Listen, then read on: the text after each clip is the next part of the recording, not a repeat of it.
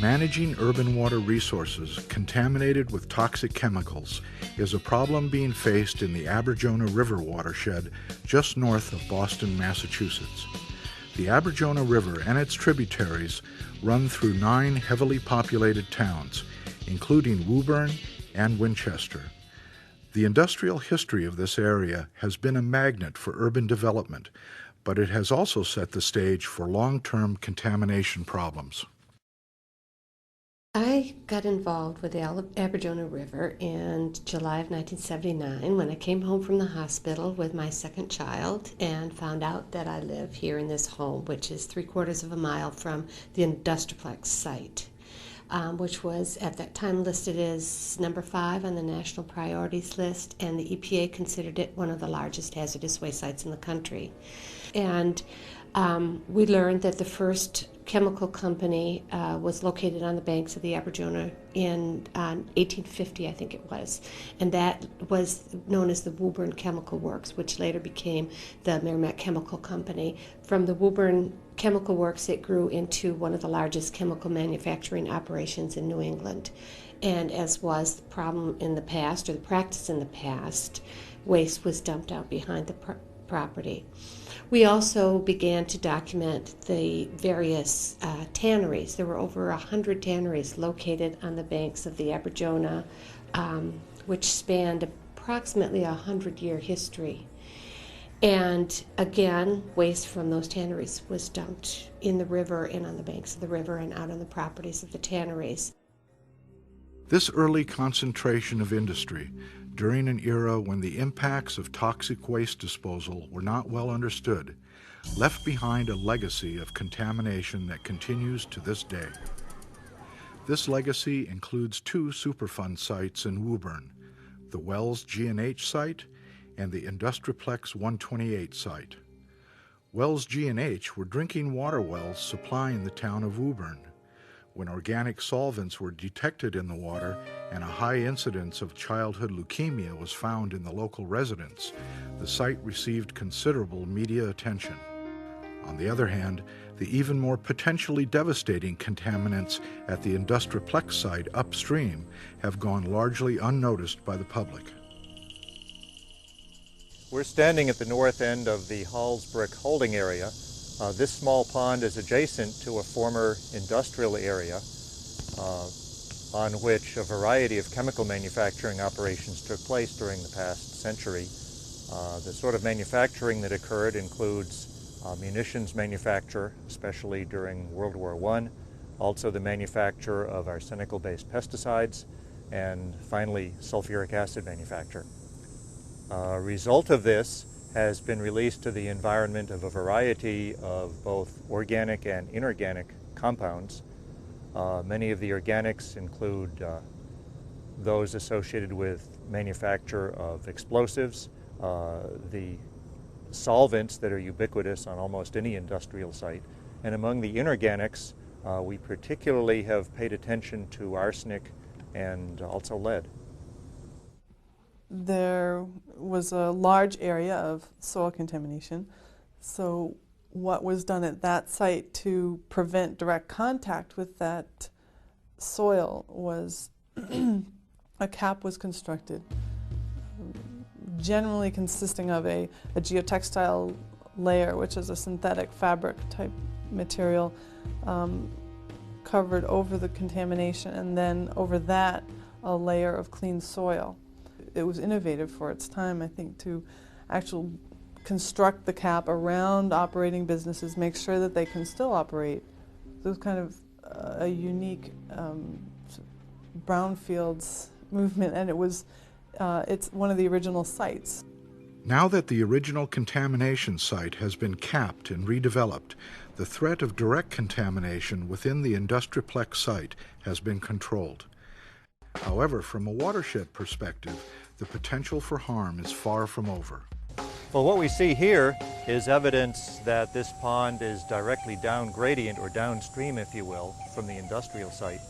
And this reddish material that we see is iron, which has been reduced or chemically solubilized within the soil and made transportable by groundwater as it seeps to the surface here, it reoxidizes and forms these bright orange iron oxyhydroxides. Now, along with this iron have come a variety of metals, most notably arsenic, which has been reduced and solubilized by the same sort of process that has taken this iron into solution.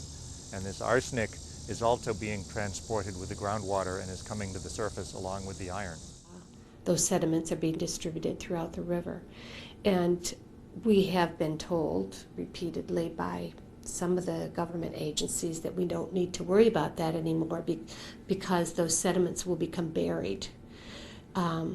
Eventually will become buried, but the mechanism is ongoing, and those sediments are not becoming buried. And the Aberjona River floods periodically, and recently we've had one or two instances of 100-year floods. We first became concerned about the Aberjona River during the heavy storms that we had. We had two real heavy storms that created a great deal of flooding in the area of a section of town called Davison Park.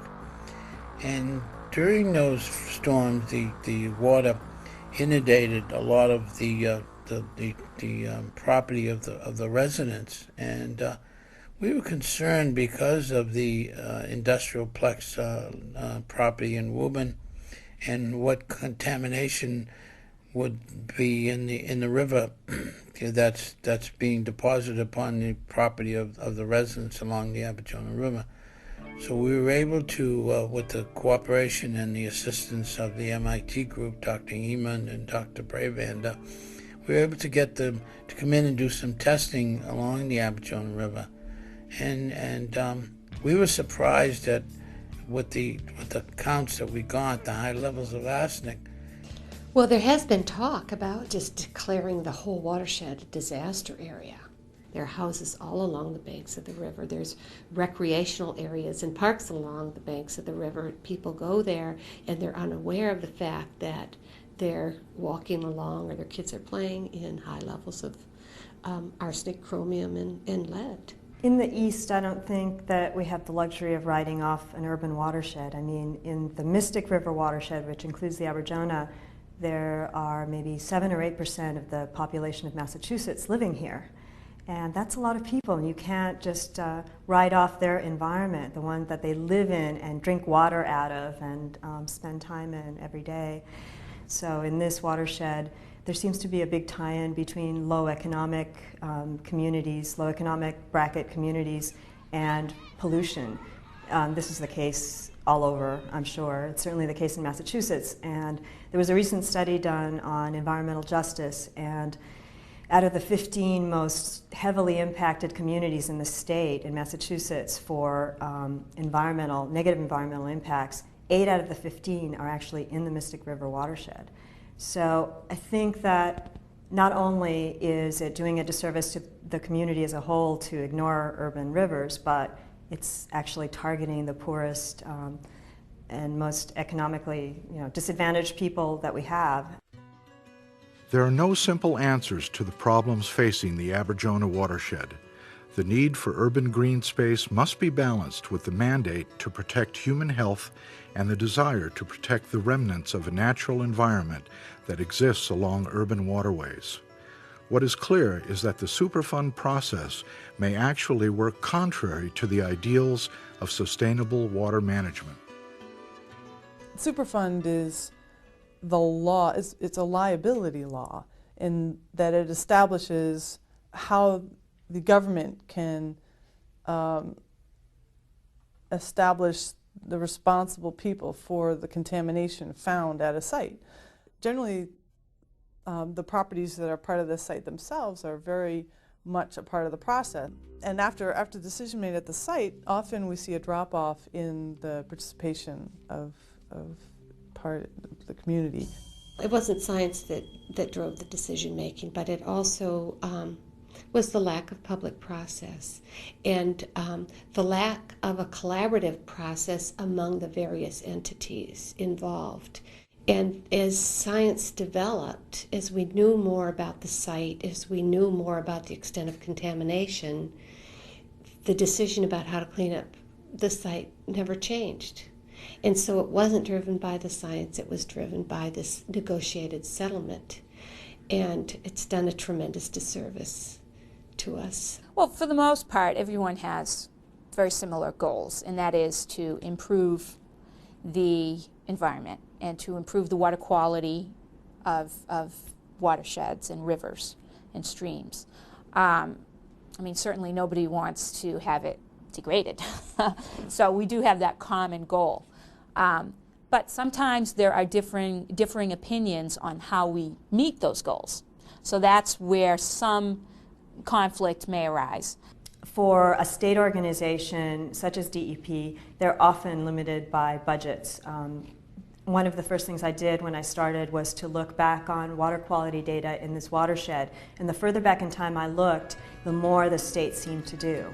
And the more recent in time I got, the less the state seemed to do. And it was directly a result of budget cuts, and that led to cutting staffing, and that led to less work being done by the state. So in many ways we've had to take up the slack in those situations. I think the first thing they should do is start from the source and do the necessary testing all the way down the Aberjona and see where the problems are, see how bad the problems are, then take a look at how we can do is clean it up. And if you can clean it up, but you got to stop it at the source. And if the source is the leachate from the industrial plex site, then they have to do something with some kind of intercept drains or whatever to stop the leachate. And then continue on and do what they should be doing down below. We are balancing, on the one hand, risks associated with exposure to this contamination against people's right to and need to use these water resources, and of course the economic and political realities associated with various cleanup measures.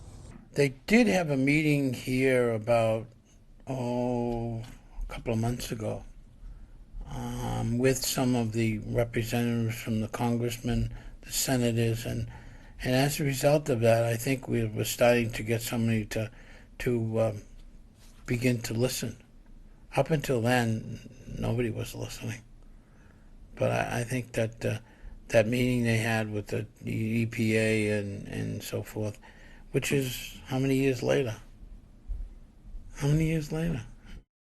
You know, at the very beginning of this whole thing, when the industrial plex was first identified, DEP commissioned a study to cap the industrial plex for $100,000. They were going to cap the industrial plex site, and all they were going to do is dump about 12 inches of soil on the whole site. Well, $50 million later, I think it is. Basically what we have is a $100,000 solution. The legalistic nature of Superfund designation and the economic penalties for the parties involved have created an atmosphere of secrecy and mistrust in the Aberjona watershed quite different from the situation in Tokyo. Ironically, it seems that it is only today, after the remediation strategies for the Industriplex and Wells G&H sites have been finalized, that the real work of designing a sustainable water management plan for the entire watershed can begin.